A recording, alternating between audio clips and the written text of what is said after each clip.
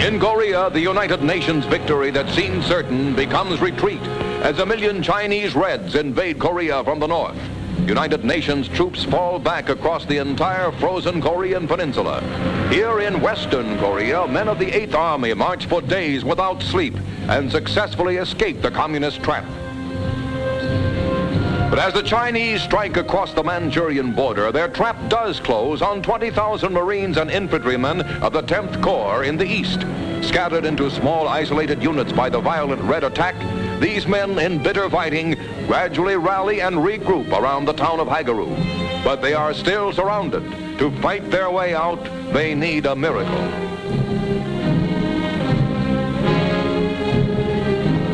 It is 60 miles from the Changjin Reservoir on the Hagaru Plateau to the escape port of Hungnam. The 15,000 encircled at Hagaru must fight their way through 100,000 Reds and down an ice-glazed, winding mountain corridor to Hungnam. Their first goal is Koto, 10 miles away. Fighting by night in weather that reaches 30 degrees below zero, moving by day, the units from Hagaru march into Koto to link up with 5,000 other isolated Marines. They have walked for 18 hours, gone without sleep for 3 nights, but they left no wounded and no equipment. We didn't come out as stragglers, one officer reported. We came out as Marines.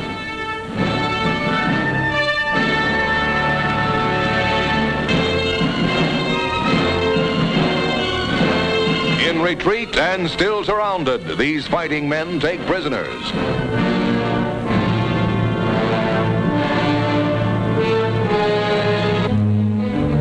Our wounded are evacuated by air from an emergency airstrip. Not one casualty is left behind.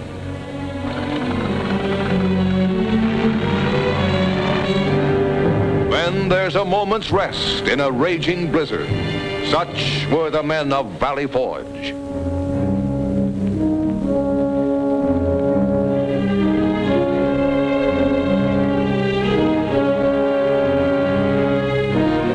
It is now 14 days since the Reds attacked, 100,000 strong, to close the trap on these 20,000 soldiers and Marines. Days of blizzard and battle, of fighting and freezing. But a miracle does come to pass as these Marines reach Hungnam, its harbor packed with Navy ships. Here, under enemy guns, 105,000 troops are taken safely off the beachhead, along with 90,000 refugees, 18,000 vehicles, and 1/3 of 1 million tons of supplies. It is a feat without precedent in warfare, a fitting climax to the saga of bravery written in the blood-stained snows of North Korea. Sailing down the coast to new defense positions in South Korea, these men are already back on combat duty, prepared to hold the line as long as human courage can hold it.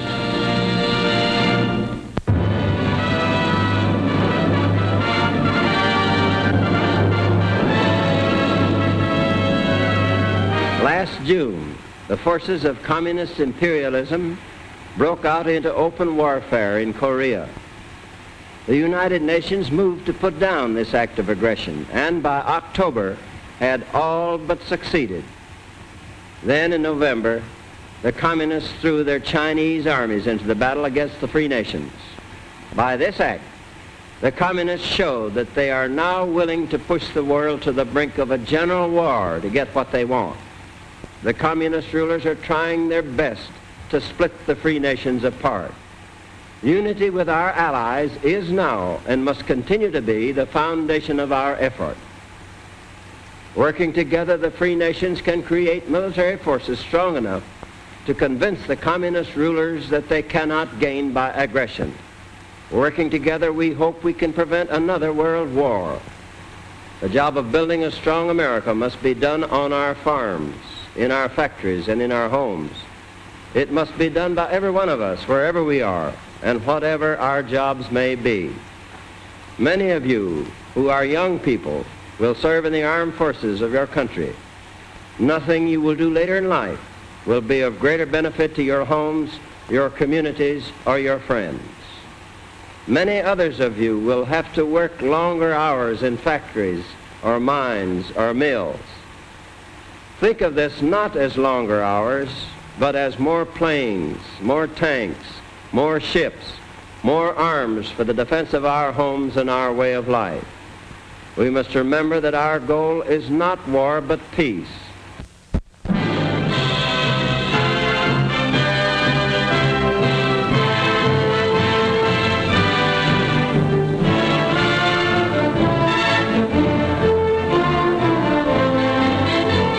As the Chinese Communists force United Nations troops into retreat in Korea, British Prime Minister Clement Attlee arrives in Washington for conferences with President Truman.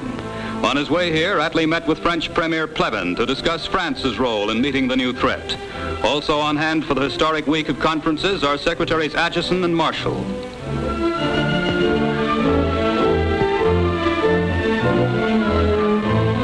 As Mr. Attlee leaves the White House, the chiefs of state jointly announce their determination to fight on in Korea and to speed the rearming of the Atlantic Pact nations in Europe as the best answer to worldwide communist aggression. Later, addressing the National Press Club, the British Prime Minister says that the aim of the United Nations is to bring about peace, but he emphatically adds, "Our forces are fighting alongside yours, and you may be certain that in fair or foul weather, where the stars and stripes fly in Korea, the British flag will fly beside them."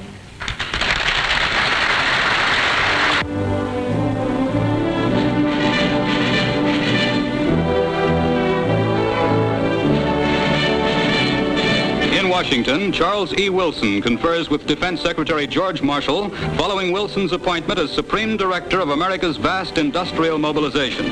As boss of wages, prices, and war material, Mr. Wilson, who has resigned as president of the General Electric Company, will be second only to President Truman in the nation's war emergency program.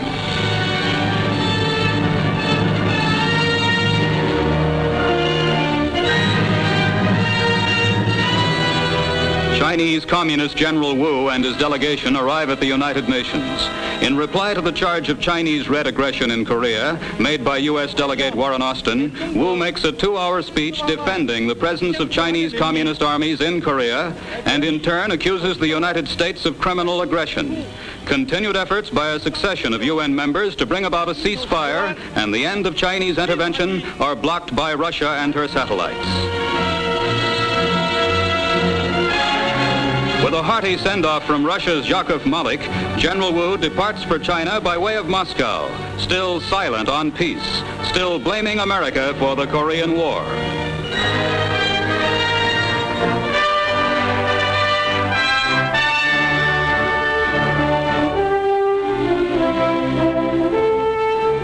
From Brussels, however, comes good news for the anti-communist countries, as U.S. Secretary Acheson and 11 other Atlantic Pact foreign ministers hammer out concrete plans for the defense of Western Europe. The wheels are set in motion for speeding up production and establishing a unified Western Army under one command.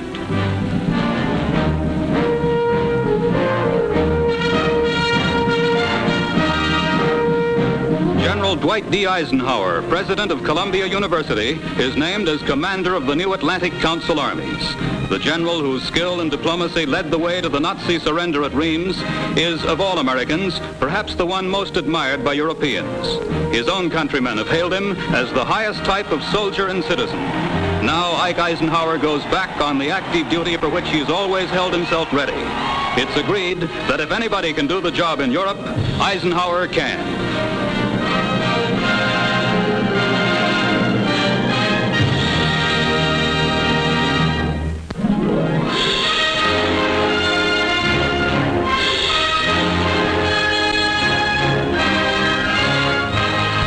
600 Protestant church leaders meet in Cleveland to form the National Council of the Churches of Christ in the USA. The delegates represent 29 denominations, 150,000 individual churches, and a total of more than 31 million members. Formation of the new council after 9 years of planning consolidates 8 major interdenominational agencies and has been hailed as one of the greatest moves towards Christian unity since the Reformation. The council will go forward with efforts in 4 fields: education, life and work, home missions, and foreign missions.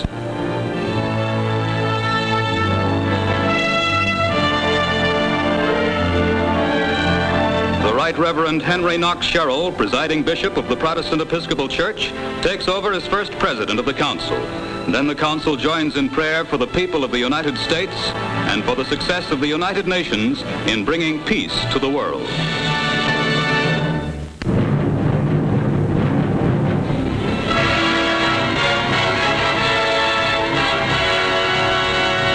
Explosions rock Sicily's mighty Mount Etna, shooting flames high into the air and spewing forth a burning stream of lava.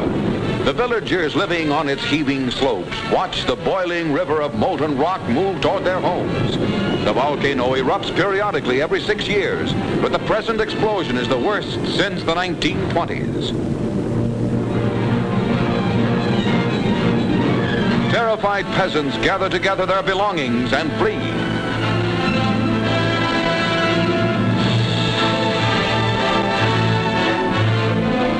The onrushing stream of lava is 20 feet deep and almost half a mile wide. A religious procession from one of the villages in the lava's path goes forth to pray for deliverance, hoping that divine intervention will save them from the angry mountain.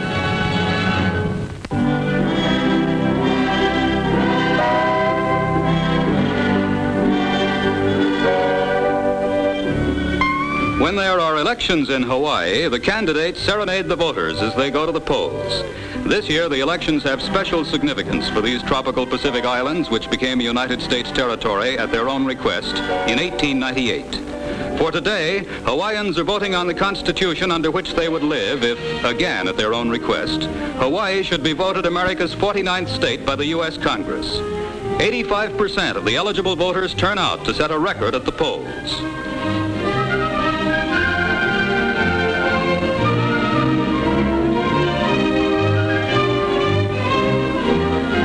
Governor Steinbach inspects the ballots, approving the Constitution 3-1. If Hawaii does become a state, we'll need a new flag, perhaps with 7 rows of 7 stars, like this.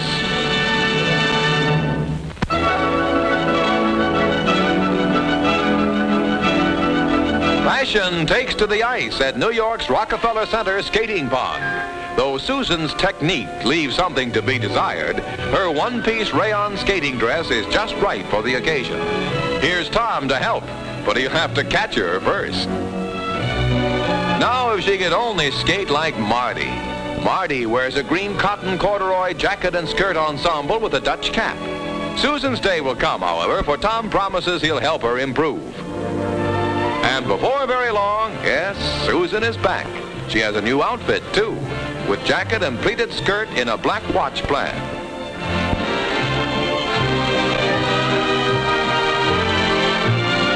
Of course, Marty hasn't lost her skill or her chic. She's wearing a cotton twill-back velveteen vest and skirt with matching cap. These latest skating fashions are nice on ice.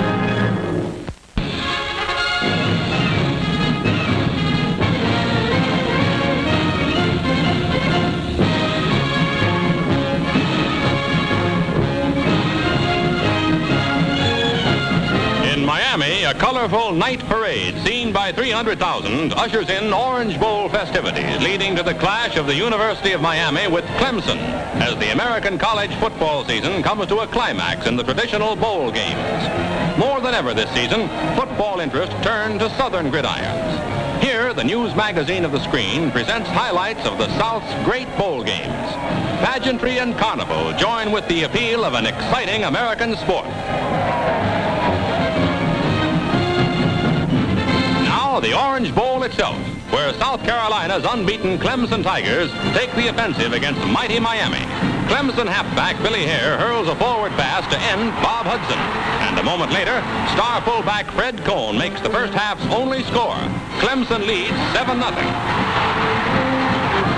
Between halves, a day at the circus pageant thrills the crowd. But greater thrills are still to come. For after Clemson has scored again and leads 13-0, Miami gets moving. Halfback Frank Smith twists his way deep downfield to the Clemson 5-yard line.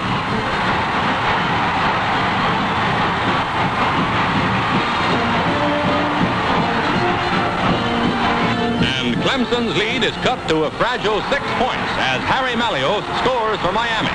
Another touchdown would give Miami a chance to go ahead. And here it comes. Quarterback Bob Schneidenbach's pass to Ed Lutz. And Lutz runs it to the Clemson 12-yard line.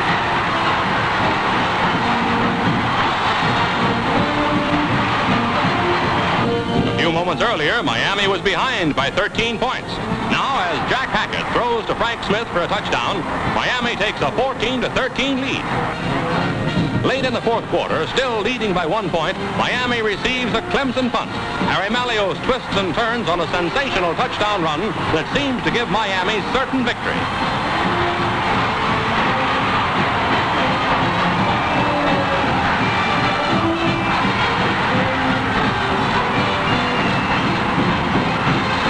The great run doesn't count because of a penalty, and the last moment safety gives Clemson 2 points and the game, 15-14.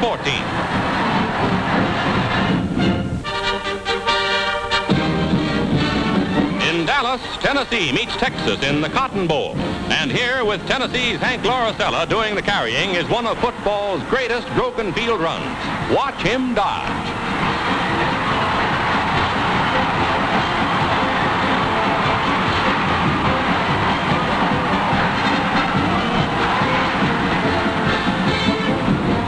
Al Payne finishes what Lauricella started with a lazy pass to John Grubel in the end zone. Tennessee takes an early lead, 7-0. Then Texas takes command. After one touchdown, Ben Tompkins heaves a 34-yard pass to Gib Dawson, and Texas ends the half leading 14-7. Texas leads by a single point, 14-13, when a Tompkins pass is intercepted by Tennessee's Jimmy Hill in the game's dying minutes. Hill runs into Texas territory, and Volunteer hopes stay alive. Now to grab victory from defeat, Tennessee's Lauricella passes to Rechichar that puts Tennessee 26 yards nearer the goal. 3 minutes remain. Lauricella makes the most of them as his smash sets up a Tennessee Cotton Bowl victory, 20-14. In New Orleans, mighty Oklahoma, unbeaten in 3 years, meets Kentucky in the Sugar Bowl. Kentucky's quarterback, Babe Parilli, throws to halfback Wilbur Jamerson in the end zone. With the game only 2 minutes old, Kentucky leads 7-0. Oklahoma battles to keep its tremendous string of 31 straight victories, but Kentucky won't stop. A collision ends a 16-yard game. Then it's Parilli again, showing off his throwing skill. Al Bruno catches the pass and goes to the 1-foot line. One play later, Kentucky's lead is 13-0. Finally, late in the fourth quarter, Oklahoma gets moving. 5 times this year, Oklahoma has come from far behind to win. Can the Sooners do it again? Well, this play nets them a first down. And on the next play, Oklahoma makes its first score on a pass from Vessels to Green. But that's as far as Kentucky will budge. Mighty Oklahoma, rated the nation's best football team, bows to unconquerable Kentucky 13-7, ending the greatest winning streak in modern times. And another year of football goes down in sports history.